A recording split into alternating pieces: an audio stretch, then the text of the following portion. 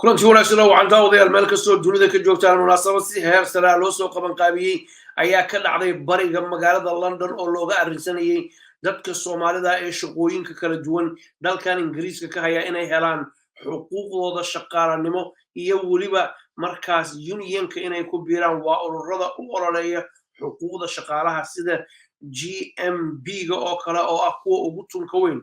munaasabadan ayaa waxa ka soo qayb galay qaybaha kala duwan ee bulshada waxayna tusisay munaasabadan Soomaalidu inay tahay dad shaqaysta horumar gaaray lana jaan qaadaya nolosha ee markaas doonaya inay shaqaystaan oo xoogooda iyo maskaxdooda iyo aqoontooda iyo kartidooda ay wax kula soo baxaan meel kastoo Soomaalidu joogtana waa sidaas weeye. haddaba haddii aad tahay Uber driver haddaad tahay ama sakeerka aad ka shaqaysid ama transportka aad ka shaqaysid ama si gaar aad ugu shaqaysatid mar walba qofku wuxuu u baahan yahay urur shaqaalaha xuquuqdooda waardiyeeya oo markaas legal representation talooyin wax ku ool ah iyo inaan xuquuqdaada aan marnaba la duudsiinin oo aadan xaqaagii waayinin inay ka shaqeeyaan kuna soo dhiciyaan.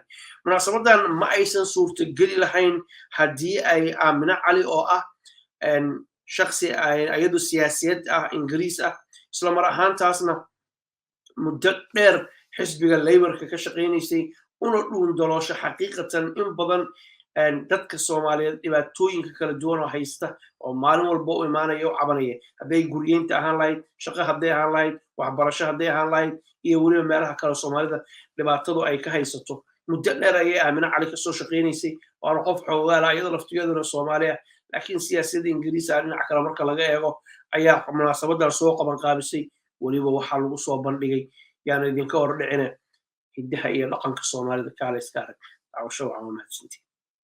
We really do need unions to help us in the workplace.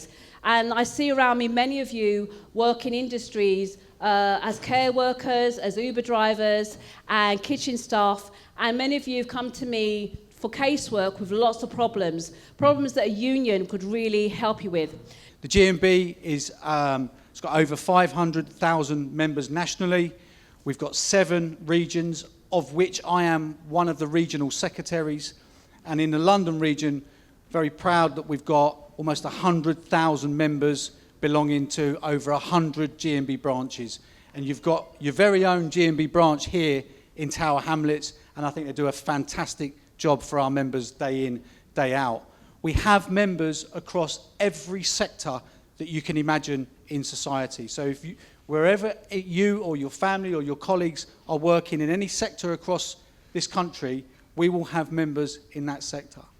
So my purpose of coming here tonight is to explain to you that by belonging to the trade union, we can hopefully help you get a better deal at work. Because at the moment, in this country, there is a real anger about the cost of living crisis. People are absolutely crying down the phone to us almost every day about how they're going to cope with the rise in energy costs, with benefits being cut, housing. I mean, every type of issue that you can think of that this government should be addressing clearly is not, and is not interested in doing it. So the unions are standing up for working people. And by belonging to the trade union, that's where your journey will start. So tonight, I'm hoping that each and every one of you that doesn't belong to the GMB currently takes one of these membership forms and fills it in tonight. Because what we want to do is form workplace stewards wherever you work. I've been advised by Amina that many of you work in the care sector. And if that's correct, we are running a national campaign about making sure that our members who work in care should receive a minimum of £15 an hour for the work that you do. £15 an hour. It is important to mention that we always try to ensure that in every workplaces, our members are treated fairly and equally. We ensure that every workplace is inclusive and that we respect the diversity. We have 5 self-organized groups, and that's how we try to organize and work with these self-organized groups in trying to put in place a plan of action according to the protected characteristics. GMB is a real force for good to help support the low-paid workers, people like yourselves that go to work every day probably doing 100 hours a week to help support your families at home.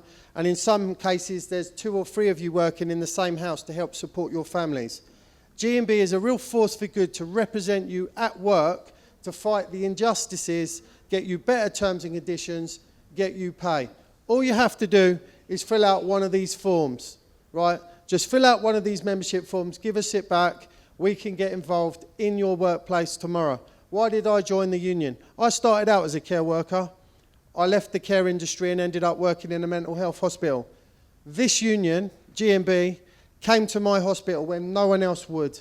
They helped fight for better terms and conditions, they got us better pay, they got us recognition. Then the G&B started to negotiate with the employer. Today, I'm a proud member of the G&B and I'm glad to be working for this organisation. I would welcome every single one of you to join our union, become part of our family. We want to be part of your community. We want to welcome you in the G&B. We want to go to your workplace and we want to have a go at the managers that give you a hard time, and we want to give you a voice that you otherwise wouldn't have. So please join the union. Please get involved. There's loads of good things about G&B. We'd love to hear from you. All you have to do, fill out those forms. walaalayaal si wacan bay u hadleen inankan wuxuu yiri birigii hore keewa ka buhaa markii dambana wuxuu ka shaqeeyay cusbitaalka dadka xanuunsanayo marka wuxuu yiri kiyo meesha ku dhibaataysan unionka GMB baa u yimi way u dacwoodeen way u dagaalameen maantana iyagii buu shaqeeyaa inta badan walaalayaal keeba ka shaqeysaan shaqooyin badan ku dhibaataysan tiin baa ka shaqeysaan cod ma haysataan qof idin hadla ma haysataan hadaa shaqada leedinka eriyo qof u hadashaan ma haysataan GMB gu xitaa waxay haystaan law firm ayagu leeyihiin oo xitaa housing ka dadka ka caawiyo waxay ogaadeen dadka housing kiisa iyo shaqada ay sameeyeen isku xidhan yihiin dhibaatada ka haysataa marka walaalayaal foomankii halkan ay joogaan waxba anigu ka heli maayo iyagu waxba ka heli maayaan kumaan kunba iyaga ku jira union koodo maanta ininka dantiina bay tahay walaalo anigu waxaan halkan u taaganahay maradan anigu aqoontan hayo aan meesha idinku jiro xaq bay igu tahay waxaan isleeyahay dadkayga ka faa'iidayo inaan idin keeno marka walaalayaal maanto taladeeda qaato waxaana casuumay maanto miitinka ahaan iskale amina mudan weeye gabaharan dad la mid dhigi amina mudan weeye gabaharan dad la mid dhigi sidee noo maamusho miitinkeedu yaa sidee noo maamusho miitinkeedu yaa dadkeeda u miciinta ma muskooda jecel dadkooda u miciinta ma muskeeda jecel aaminoy waan kuma ahadine mawlehey ku daa aaminoy waan kuma ahadine mawlehey ku daa shubahada away way aha kabax haye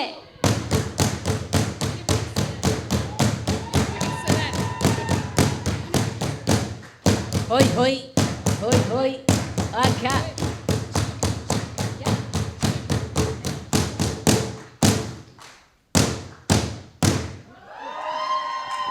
companyga GMB ma ahan todan gaalahaya shirkada GMB ma ahan todan gaalahaya companyga GMB ma ahan todan gaalahaya aside inoogu garab gale baan gurfa ahaynaya aside inoogu garabsade baan gurfa ahaynaya aside inoogu soo gurmade baan laga hari kari aside inoogu soo gurmade baan laga hari kari shirkada GMB ama ahantoodu ga bismale companyga GMB ama ahantoodu ga bismale sida anugu jeeda inoogu jeelan yihiin ana jawaabteeda ama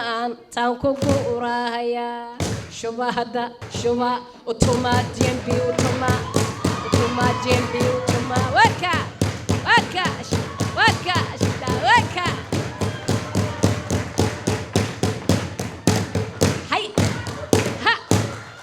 They are being offered a pay rise, if you can call it that, of 35 pence an hour. 35 pence an hour. You might as well not give them a pay rise.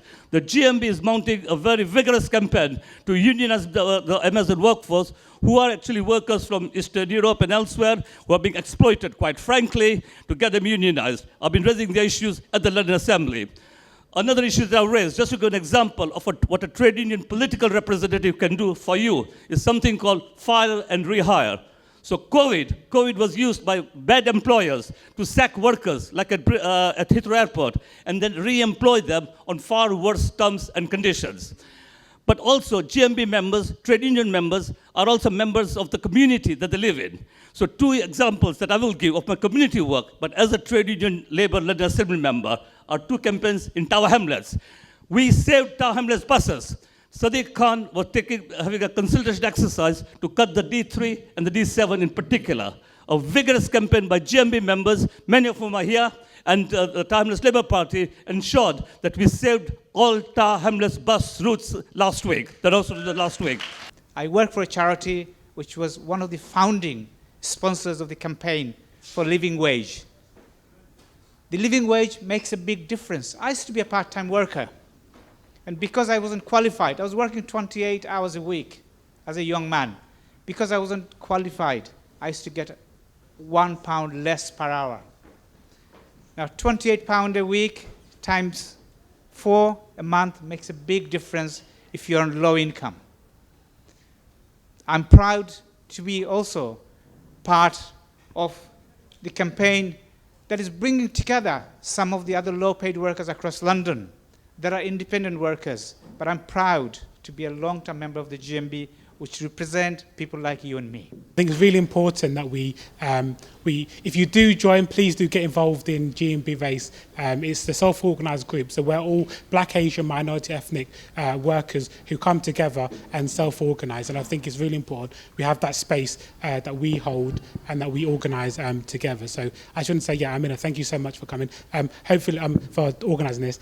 Please do join and get involved in GMB Race. Marka shaqadan sameeyno waa inaan dadka Soomaalida ah aan ku niraahno soo gala xisbiga Labourka waxaad soo gashaan ururka GMB waa urur shaqaalaha isku keena wana aad ayay muhiim u tahay inay shaqaaluhu inay isku yimaadaan oo ay istaageeraan shaqada ay sameeyaan GMB waxa kamid ah inay shaqadaada ku ilaaliyaan waxaad oran kartaa niyow shaqadeeda waa iska caadi ma ogtahay dhibaato ma laha laakiin Brit way isbedeli kartaa ma ogtahay hadduu qof isbedelo oo qofka ku maamulay haddii isbedelaan ma garanaysaa marka waxaad u baahan tahay qofku caawin kara haddii aad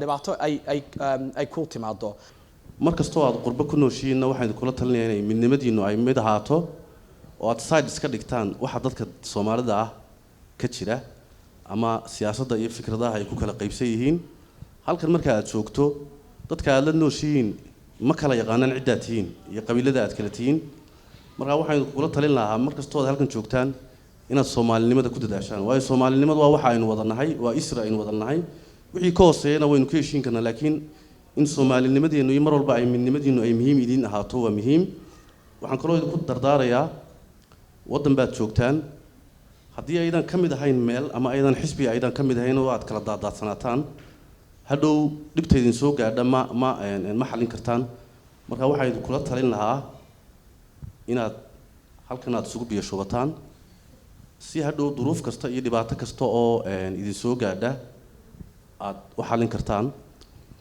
annaga wadankii baanu ka nimi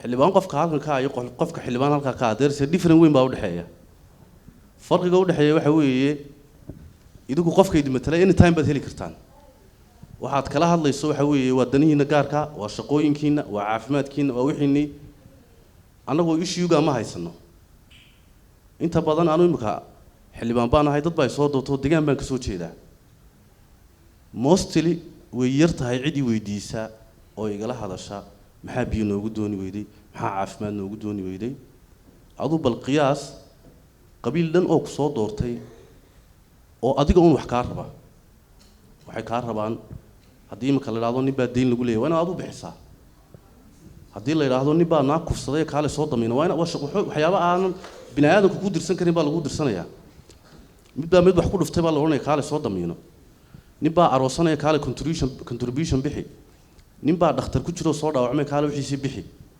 dabadeetana anu iminka siyaasadda waan ku cusubahayo berigii hore waan la yaabi jiray dadka Soomaalidu waxa ay siyaasadda ugu cararaan wax kale ma aha anaga isla xisaabtan baa jira waxaad hadda moodaa baarlamaankaygan cusub inuu kuwii hore ka yiri duwan xogaa la sir xisaabiyo dadku aqoontoodii iyo aragtidoodii ay soo yiro kordhiso oo wadciga lagu jiro hadda ay dadku ay soo fahmayaan waxyaaba aanu halkan aanu imin waxa ka mid ah inaan barano dadkan halkan jooga say u nool yihiin iyo sida nidaam ahaan u shaqeeyaan inta badanna qofku laba wax buu accountable u yahay marka uu political position jooga ama uu yahay xildhibaan yahay وأنا constituency صوت accountable وياهي political policy party line كي وكصوب حين وين كشقيا أنا جي أنت بدل ما تشتودي قبيل بكوريني أناك ريردن أو مدن أو ريردن أو thousands of people لسه أما بقولكم أما كنتم كنا بقى أديك كويجاني هذا